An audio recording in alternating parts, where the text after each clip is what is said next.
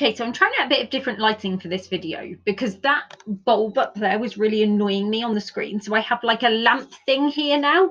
Hopefully you can still kind of see me okay. It's getting dark, so it's a bit difficult to kind of like work out the lighting when you don't have any natural daylight. But we're going to go for it. Okay, enough about my lighting situation. And we're going to go for here, the guided read today. So today we are going to be doing some predicting of some word meanings using some words from Skunk and Badger. So even as adults, when we read, we don't know every single word, what every single word in the world means. So I want you to go and find your parents now, go and see them. Get them to come here and ask them if they know the meaning of any of these following words. I can't even pronounce them. Go and get them. Pause. See if they know. If they know the meanings, well done them. So, for your or their information, a harbinger is a person that goes ahead of another important person, like a king to announce their arrival. Igoria is incoherent or muddled and repetitive speaking.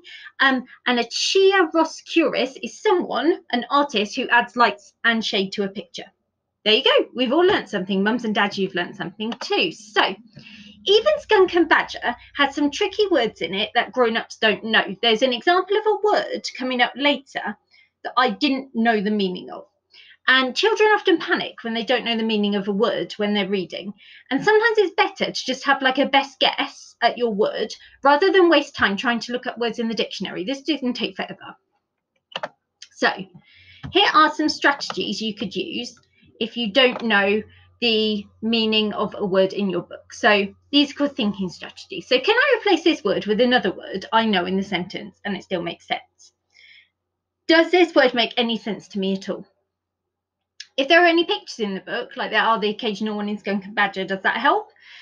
If you reread the sentence, does it make sense now? Because sometimes it can just be your brain kind of having a bit of a blip.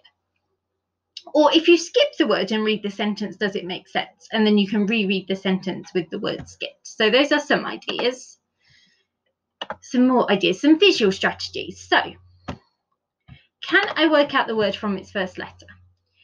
Have I seen this word before? Can I spell this word? Do you see a part of the word that you know? Can you read any part of the word at all? Can you stand it out using your phonics? You can always go back to that kind of as a default. Do you recognise the prefix at the beginning of the word? Do you recognise the suffix of the word, which is the end? Or can you break the words into syllables? So those are just some ideas. Or can you say the words out loud? And can you ask someone else what the word means? So if there's someone else around you, could you ask them?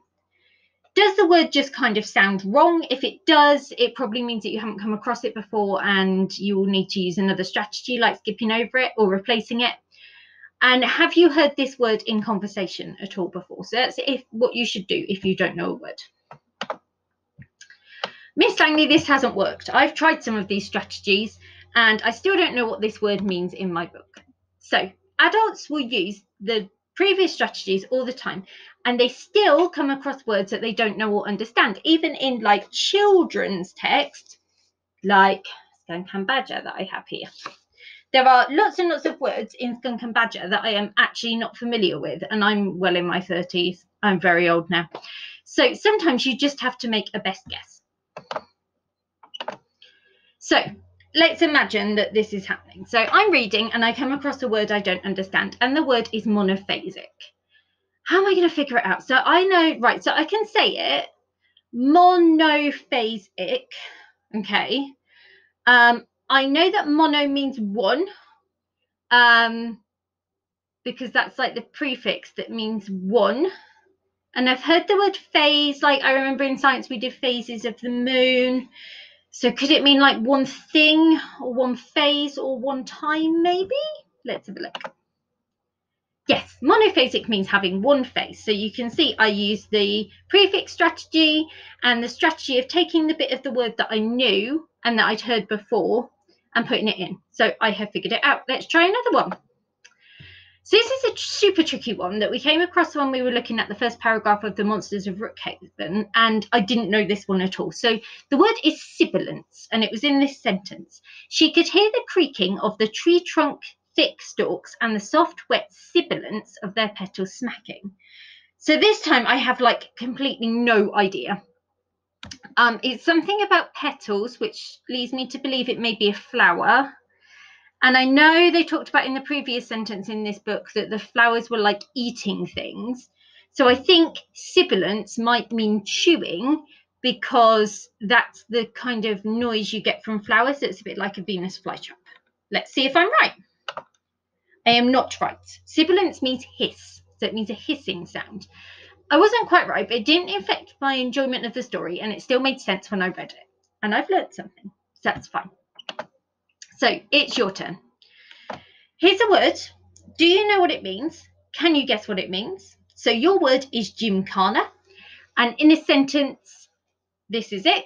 Our role will be to run the gymkhana over the weekend. So using your best guess approach and some of the other strategies we've talked about, what do you think this word means? Jot it down. So pause here, jot it down. So gymkhana means it's a day held for equestrians or horse riders, consisting of exhibitions and horsemanship, riding skills. So they do like dressage, you know, while a horse dances, and then they might do some show jumping, which is jumping over jumps in an arena, and then they might go on a cross country and do some like go down some like scary hills and stuff, with much pageantry, so celebration and joy. If you ride horses yourself, you may have already known that straight away. If not, you may have chosen something else. You might have thought it was like something to do with like a gym, like where your parents used to go to work out before COVID, or something like that. But it hasn't affected your enjoyment of the sentence. It hasn't stopped you reading that sentence. Okay, so we're going to have a practice using some of the words from chapter 4 of Skunk and Badger.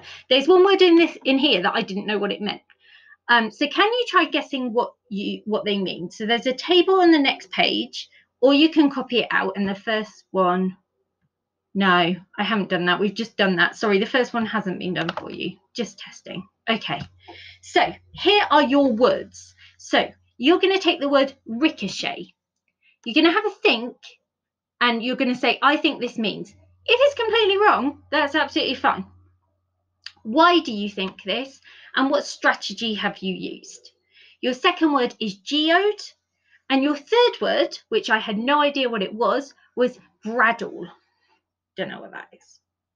Okay, so fill out this table, what you think the word means, why you think it, and the strategy. Doesn't matter if you get all three completely wrong, that's fine. But for your information, in the next slide, there are the word meanings, but this isn't the point of this exercise. The point of the exercise is to show you that you don't need to understand every single word in a text to enjoy. And here are the actual meanings of these words. So this is for information purposes only. Task is not about getting it right or wrong. So ricochet means to rebound, deflect, or bounce more than once. I always think of this as a bullet. So when you shoot a bullet out of a gun, it generally kind of bounces. But you could say, you know, like when you have one of those like bouncy balls that bounces everywhere, oh, it's ricocheting around the room. Geode is a hollow stone that's usually lined with crystals, so it's to do with Badger's rocks. And this one that I didn't know, a bradle, is a pointed tip used for making small holes in wood for thin nails. So it's a carpentry tool. So now we've all learnt something. Bye for now. I hope that was an okay kind of exercise for you all. And the main message is don't be scared if you don't know a word in any text. There's always ways and means of getting around it and working it out.